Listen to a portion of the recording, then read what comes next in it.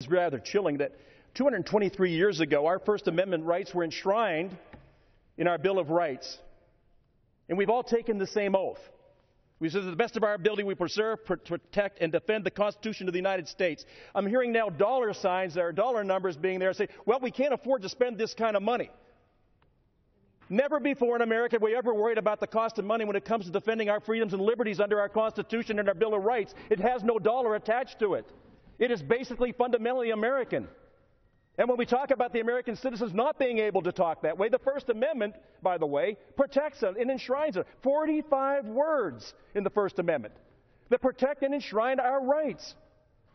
This is not a political issue. This is not about an R or a D. This is about a we. This is about the entire country. And if we're going to sit here and say, oh, no, this just has to do with an election. An election? Really? An election? We cannot allow the voice of the people not to be heard in our town squares. And when they need to speak out, they need to know that they can speak out without being threatened, without being worried about what's going to happen to them. This is so basically who we are as Americans. It has nothing to do with Republicans and Democrats, independents and libertarians. It has to do who we are.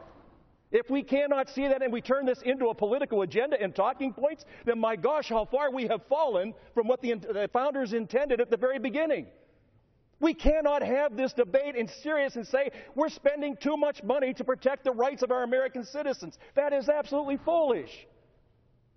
So I am very, very strong on the protection of what we're talking about. 3865 reconfirms what the American people need to know. They can speak out on anything, anytime, anywhere they want without having to be worried about anybody interfering with it, and especially a government.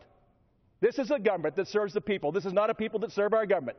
And to think that we have to have a piece of legislation in addition to our First Amendment rights on the floor is absolutely so different than what we think. Again, the voice of the American people has got to be heard. I don't care, conservative, liberal, I don't care where you're coming from. You have the right to speak out anytime you want. Gentleman's time has expired.